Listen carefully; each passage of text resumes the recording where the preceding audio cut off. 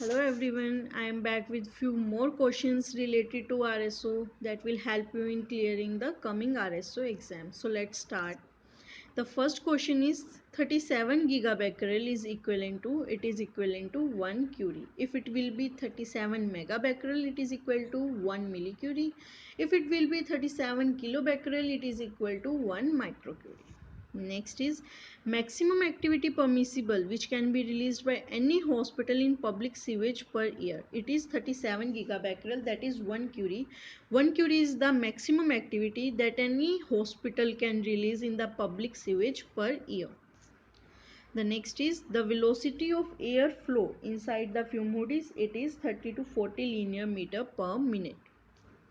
The next is exposure is defined for air also, for photons also, and the photons below 3 MeV. So all the options are correct. The option is D, all of the above. Now the unit of karma is, we know what is karma, kinetic energy released per unit mass. The unit for the kinetic energy will be joule erg and the unit for mass will be kilogram gram. So all of the options are correct. The unit for the karma is joule per kilogram also, it is erg per gram also, and the SI unit of karma is gray, and 1 gray is equal to 1 joule per kilogram. So the all the options are correct. It is all of the above. Option is D.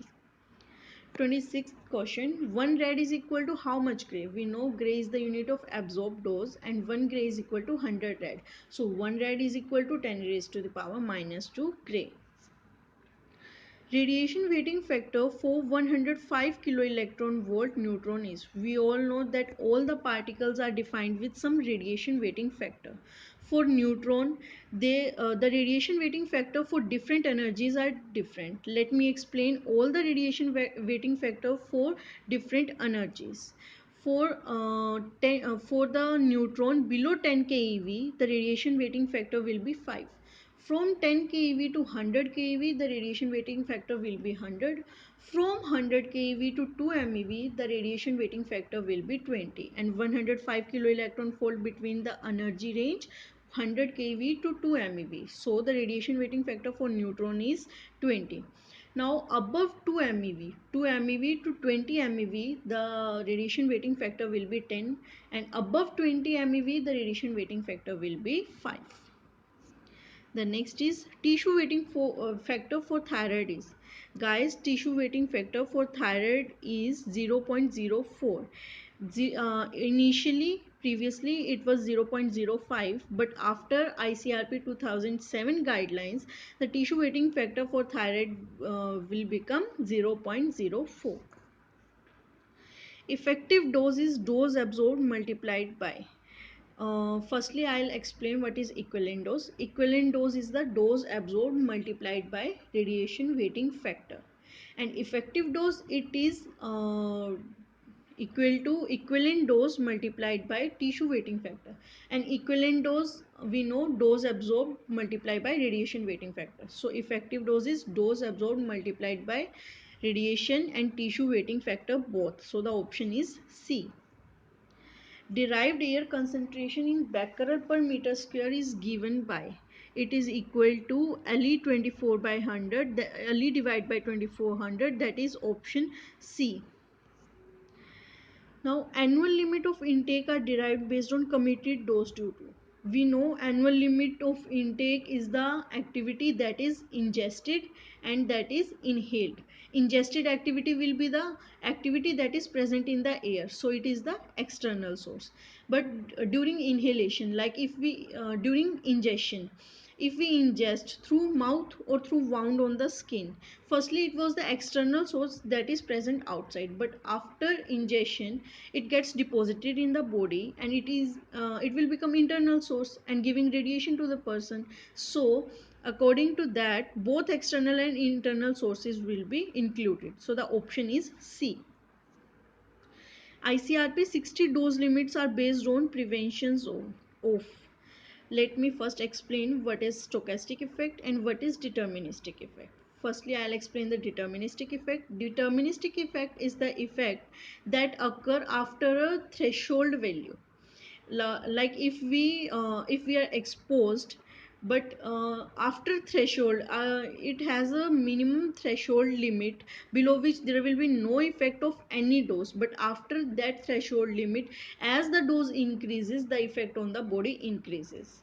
But in stochastic effect, there is no threshold value, like at any dose the effect can occur. So stochastic effect cannot be prevented, it can only be minimized, but deterministic effect can be prevented. So ICRP 60 dose limits are based on preventions of deterministic effects only. The next is threshold dose limit for cataract of eye. It is 2 to 3 gray. It means below 2 to 3 gray there will be no cataract in the eye, but below after 2 to 3 gray there will be the cataract in the eye. LD 50 by 60 dose for human beings is, what is LD 50 by 60? It is like 50% of the population will be lethal in within 60 days if it is exposed. And then LD 50 by 60 dose for human beings is 3.5 gray.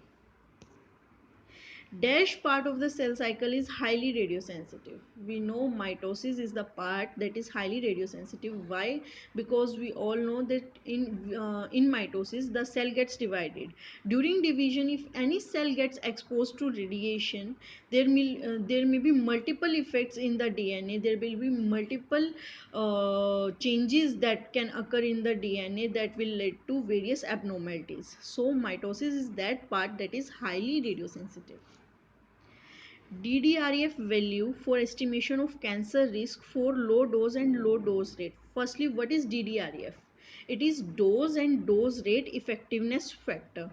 We all know our biological system has the capability to repair, and if the cell is exposed with the low doses and the dose rate is also very low, then the estimation for cancer risk will be half, and the value is 2. DDRF value for estimation of cancer risk for low dose and low dose rate, it is 2. Next is genetic risk for radiation worker per sievert is, it is 0.6%, that is option A. If it is asked genetic risk for general public per sievert, then it will be 1%. Dose limits for islands is 150 millisievert per annum. This is equivalent dose. Unit of exposure is Roentgen. Option is A. ICRP 60 is based on the basic principles of all these principles: justification of a practice, optimization, dose limits. So the option will be D, all of the above, because a practice should be justified, that the practice should give more benefit to the patient as compared to the risk.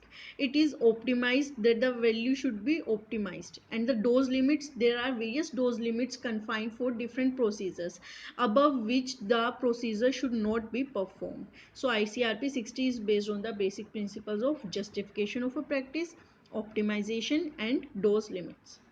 Thank you so much, guys. I hope you will get a lot of knowledge by this. Thank you so much.